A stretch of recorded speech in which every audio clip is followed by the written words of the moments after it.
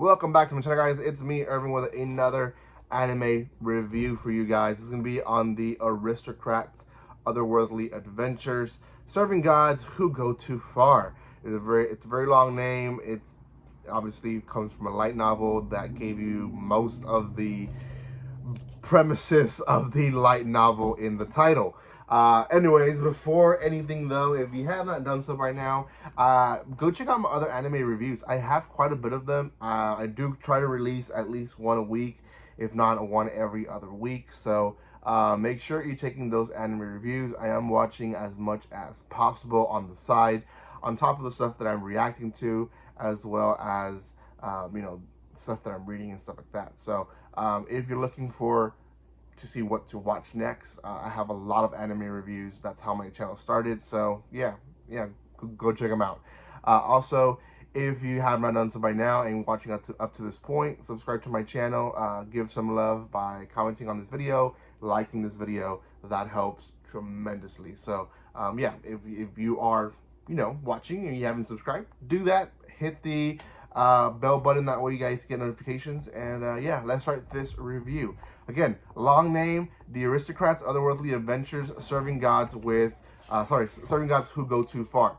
Even the short name, which is The Aristocrats Otherworldly Adventures, is kind of long. It's a story that I knew from the get-go that I was gonna enjoy to a certain level, and I did. The story went beyond of me just liking it. I don't think it's a have-to series, but if you are a intermediate or veteran anime watcher, this is definitely one that I would recommend just as a side anime. Series starts with a kid being reincarnated. He has memories of his past life. His parents died. He doesn't, he really didn't have anything left in that world other than, just himself. He's reincarnated to this world, and essentially he obviously has memories of his past life, but also knows the notion of reincarnation, and figures out real fast that he has special powers. Out of those special powers, he's able to basically, the gods, the seven gods that talk to him, essentially gave him all the blessings, and that doesn't really happen. At the very least, most people in that world get one blessing from one god, and he got all the blessings. So he's very strong, he's OP, he knows it.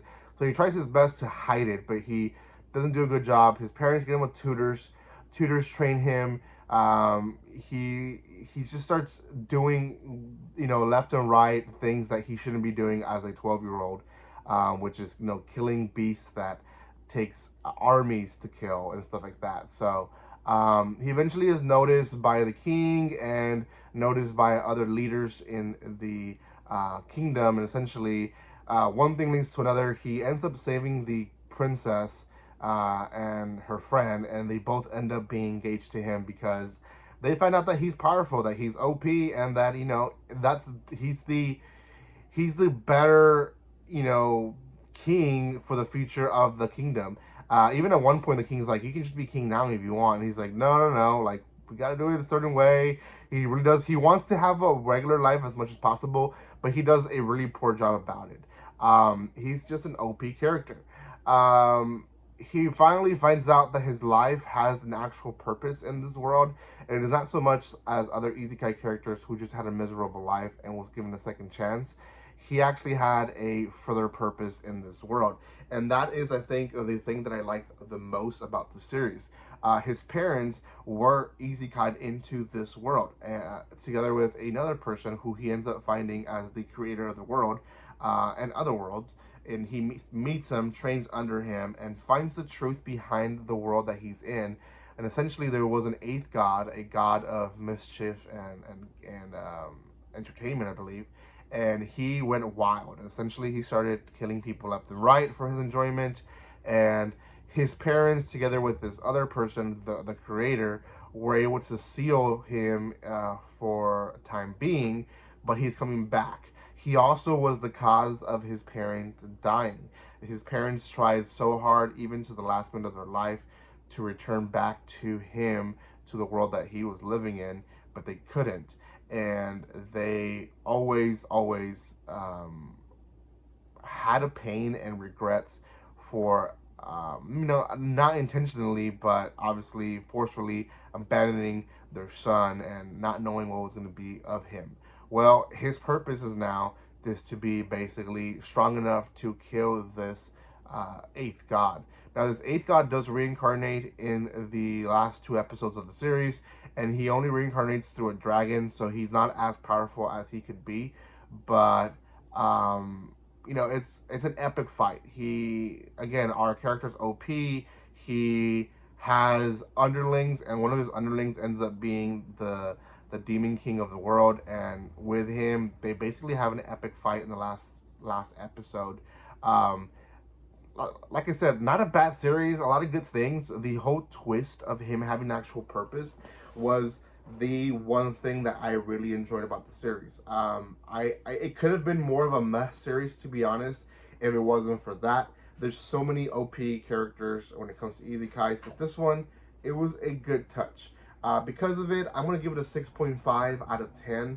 I think it deserves what I'm giving it. It's a good series. Again, it's not really for everyone. It's not a beginner anime. If you watch this as a beginner, you're probably gonna think, "Wow, anime is going downhill." It really isn't. But if you're intermediate or more, it's probably one that you would enjoy. So I said what I said. Anyways, guys, thank you so much for watching this video. If you haven't done so up to this point and you're watching, what are you doing? Subscribe. Please do that. That helps tremendously.